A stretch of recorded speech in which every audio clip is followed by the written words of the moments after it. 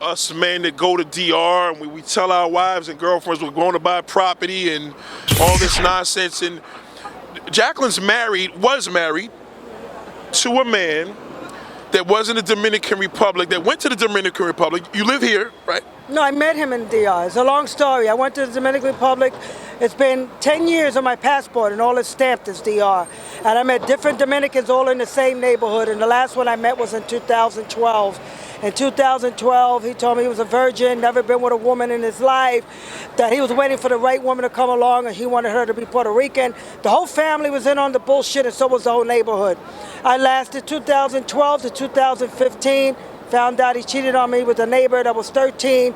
The girl. Whoa. 13 years old? 13 years old. I got the pictures on my phone to prove it.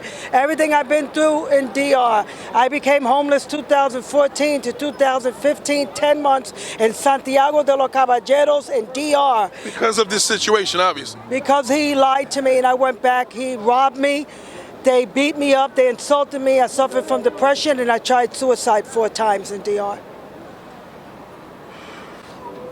And this is just to show you how somebody could impact you from such a negative situation. Obviously, not only a younger woman, but an underage woman, underage girl that he was dealing with. How did you feel?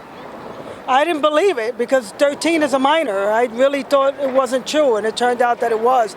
She was his wife, and she gave him permission to be with me because I was going to give him the visa. So I didn't find out until 2013 when I came back into a shelter in Brooklyn, and I went on his Facebook, and he had relations with her on Facebook. Went back in 2014. He told me it happened before he met me, and I read the dates on the pictures on Facebook. It happened when I was actually there. So that was his wife the whole time. The family was in on it. The neighbors were in on it.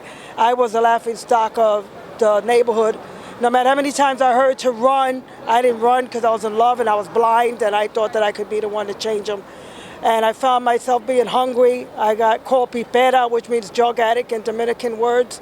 I became homeless. I was kicked out. But you started to seek more or less deal with drug addiction prior to this? No, I never did drugs. Oh, you never did drugs? Okay. Pipera means drug addict because the bones were coming through my face because I'm diabetic. They said you look like that. I look like with the stress. Okay, I got you. And I didn't have any money to buy diabetes medicine. I found out in DR that my diabetes was up into the 400s, and they told me that if I didn't leave, I was going to die in that country. I also found out through doctors that I had fibroids in my stomach, which I didn't know, because I thought I was pregnant. Very common with women of color. So I thought that I was pregnant. It turned out I had 5 fibroids in my uterus that was told to me by doctors in DR. I went hungry. I was homeless. I didn't steal. I didn't have to rob. I babysat. I cleaned stores for a living. And I actually found a job because I spoke English for a company called Hot Topics in Santo Domingo. They saved you? No, I couldn't really follow through with working there because my diabetes was so out of control. They were taking me out by ambulance. So it happened that I just quit that and ended up, by the grace of God, I met a Dominican woman named Angelica who lives now in Brooklyn who got her visa, and she paid my way in 2015 and put me on a Delta flight. To come back here? To come back here. And that's how I ended up back in the United States into a shelter in the Bronx. And I've never looked back to DR yet. I renewed my passport and it's stamped nowhere because I'm scared to leave the country to go anywhere. What made you, you're from America. What made you feel that you had to seek love to someone so far? Why? I know that's a common thing that I'm seeing among a lot of people. But what made you feel? Because we think it was an issue with men having to travel to DR to find a woman. Why did you feel you had to find a man and to run to give you this terrible impression of who he is? Because I'm a mother of an autistic child, and I was in a relationship for 24 years with her father. And he mentally abused me because I didn't know I had the fibroids. He just said I was fat, I looked like an elephant. And my daughter tried to kill herself for 4 years because she heard it so much. And I put her in a group home to save her life, and I ran to the first open arms I could find in DR. I thought that's where I was going to find love and forget about everything I've been through in my whole life, especially the 24 years I was with her father. And it got worse over there because while I was there for the 10 months homeless, my daughter continued to try to kill herself because she thought I abandoned her. Right, because you left to go out there. Because I lost the respect of my oldest son, who I haven't seen since he was 18, and my younger son, I lost 3 years of his life, who I can't get back. So I'm a better person for it now. I don't look for love in other places if it's not in my backyard, and I will not leave my kids ever again. Ever again. My daughter with her autism has gotten better now that I'm back in her life, and I will give my life before she takes her own. And if I have to live the rest of my life without a man, then that's just God's will for me to live that way. But I live every day for my kids. They're the only people that are going to be there for me when I get old, and I don't need a love from a man if it wasn't meant from God to give it to me. And that's how I've been living my life, a changed person since I got out the shelter in 2015. I've been single, and I don't trust men, and I suffer from anxiety, depression, panic attacks, and now muscle spasms, and from everything that I go through. You know what, sister? Let me tell you something.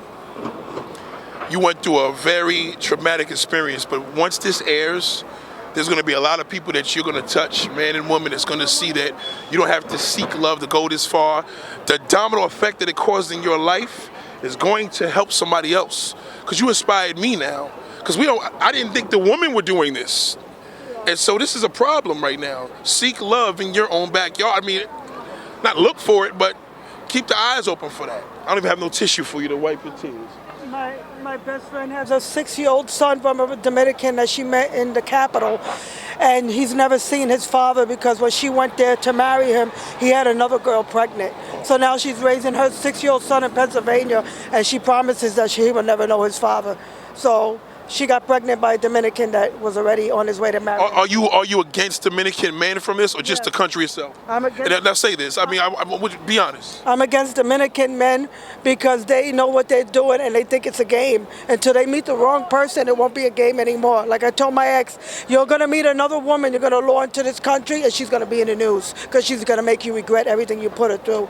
And the only reason I fought him with my hands is because if I would have had a gun, it would have been over. So God didn't give me that opportunity, but He gave it to me with my hands. And he learned his lesson because he said I was the only woman that ever put his hands on him. And like I tell him all the time, the ass whooping your mother didn't give you, I sure like hell did. Don't you worry about a thing, man. Wow, that's a real touching, man. I really appreciate you sharing this story. I appreciate that. That's God's way of telling me to say it. Well, you gotta remember, this is God's way of showing me that you inspired me to inspire others from this situation. So don't you give up. You understand me? I haven't. The only thing I need you to do now is make sure I don't know what it is, we gotta get some napkins over here, but I want you to make sure you wipe them tears and you stay strong. Because you shared this information with me, I appreciate that. You're welcome. All right, sister? I love you for that, man. You keep going. I'm telling you right now, there's a lot of people suffering from anxiety, depression, the mode of giving up, and anger issues because of one situation. But that, man, is supposed to make you stronger, not weaker. Amen. And you keep going. You hear me? I will. You keep going. I will. God bless you. Get that sister, man. Make sure you get some napkins from over there, baby girl. I appreciate you, all right? Don't you give up. You won't let me? Yes, he will not let you. There's a reason why you share that story. You keep going. Now you put me on a plateau today for this. So pictures on my phone. yes.